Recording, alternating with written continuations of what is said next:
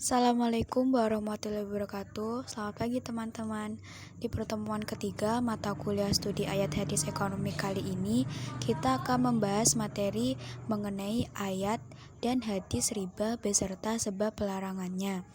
Yang pertama, saya akan memperkenalkan terlebih dahulu anggota dari kelompok kami, yaitu ada Gunawan Muhammad, Haris Amirul, Christine Handayani, dan yang terakhir ada Lutfida Lailia. Pertama-tama, kita harus paham terlebih dahulu mengenai pengertian riba. Nah, apa itu riba? Riba secara bahasa artinya adalah tambahan atau berkembang atau membesar dan atau sesuatu yang meningkat. Sedangkan di dalam pengertian lain, riba merupakan tambahan atas sejumlah pinjaman ketika pinjaman itu dibayar dalam tenggat waktu tertentu dan terdapat imbalan atau tambahan.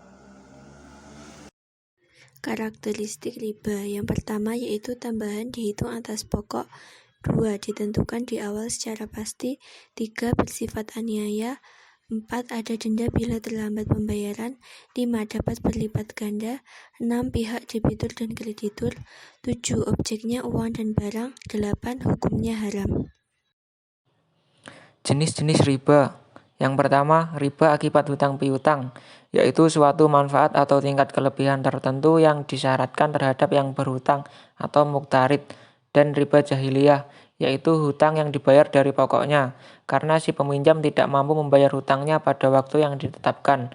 Dan yang kedua, riba akibat jual beli, yaitu pertukaran antar barang sejenis dengan kadar atau takaran yang berbeda, dan barang yang dipertukarkan termasuk dalam jenis barang ribawi. Oke, untuk selanjutnya adalah sebab-sebab pelarangan riba. Yang pertama, riba memungkinkan seseorang memaksakan pemilikan harta dari orang lain tanpa ada imbalan. Yang kedua, riba menghalangi pemodal ikut berusaha mencari rezeki, karena ia dengan mudah membiayai hidupnya dengan bunga saja. Jika riba diperbolehkan, masyarakat akan tidak segan-segan meminjam uang walaupun dengan bunga yang tinggi, dan ini telah merusak tata hidup tolong-menolong. Dan yang ketiga, dengan riba biasanya pemodal semakin kaya dan si peminjam semakin miskin.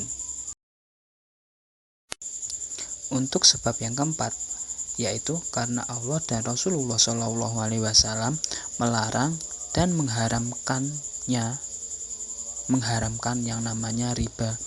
Hal tersebut disebutkan dalam firman Allah surat Al-Baqarah ayat 275 yang artinya Allah menghalalkan jual beli dan mengharamkan riba. Sebab yang keempat ialah dengan melakukan riba seseorang akan menjadi malas berusaha yang sah menurut syara, karena bagi mereka riba lebih menguntungkan karena mendapat uang yang lebih banyak dan tidak perlu bersusah payah. Yang kemudian untuk sebab yang terakhir atau sebab yang keenam, yakni riba menyebabkan putusnya perbuatan baik terhadap sesama manusia dengan cara utang piutang atau menghilangkan faedah utang piutang, sehingga riba lebih cenderung memeras orang miskin daripada menolong orang miskin.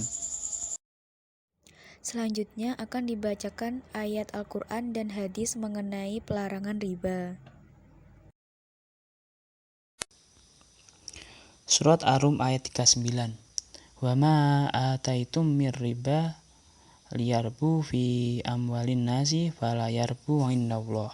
Wa ma ataitum min zakati turiduna wajhallahi faulaika humul mud'ifun.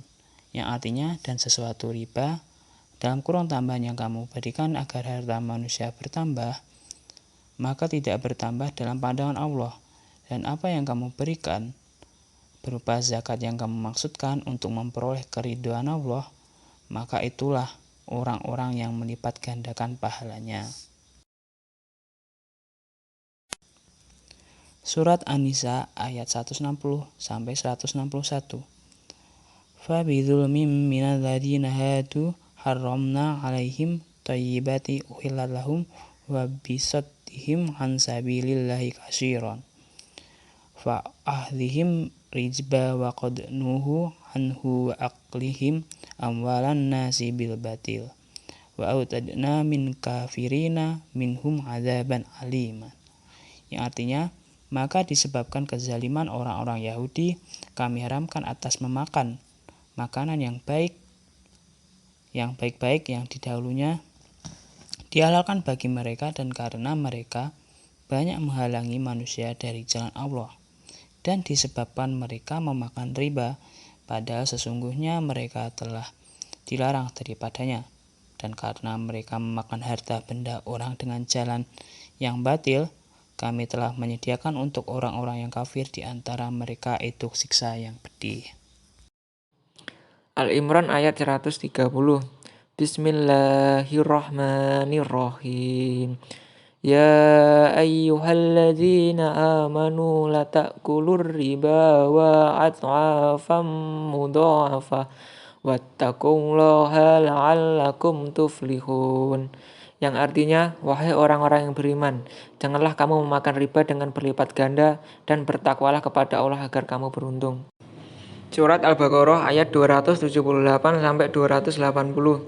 Bismillahirrahmanirrahim. Ya ayyuhalladzina amanu taqullaha wa dharu ma baqiya minar riba in kuntum mu'minina fa illam taf'alu fa'zanu biharbin minallahi wa rasulih.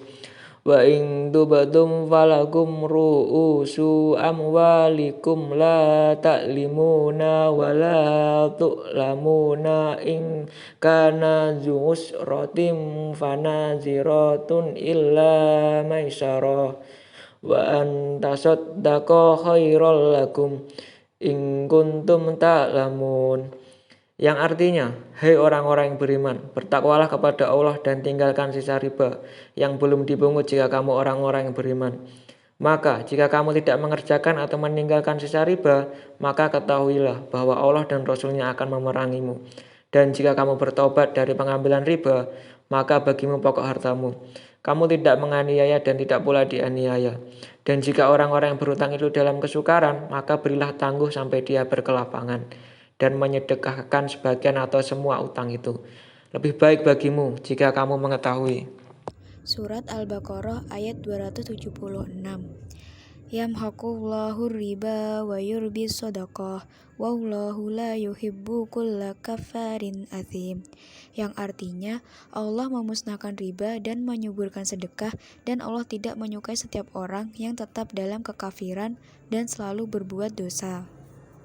Hadis riwayat Abu Dawud.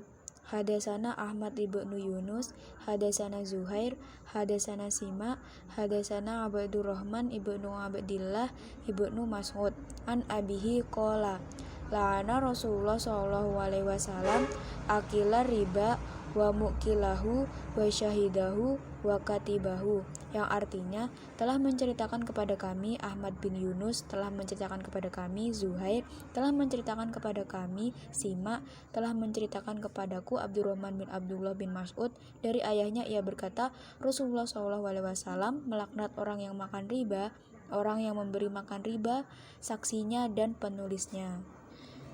Bismillahirrahmanirrahim. Riba thalathatun fasam'una baban aisaruha mithlu ayyan kiharujul umahu wa in alati riba irdu rajulim muslim. Artinya, riba itu adalah 73 pintu dosa. Yang paling ringan adalah semisal dosa seseorang yang menzinai ibu kandungnya sendiri. Sedangkan riba yang paling besar adalah apabila seseorang melanggar kehormatan saudaranya. HR Al-Hakim dan Al-Baihaqi. Bismillahirrahmanirrahim. Idza dhuharu zanna wa raba fi qaryatin faqad akhalu bi anfusihim adballah. Artinya, apabila telah marak perzinaan dan praktek ribawi di suatu negeri, maka sungguh penduduk negeri tersebut telah menghalalkan diri mereka untuk diazab oleh Allah. HR Al-Hakim.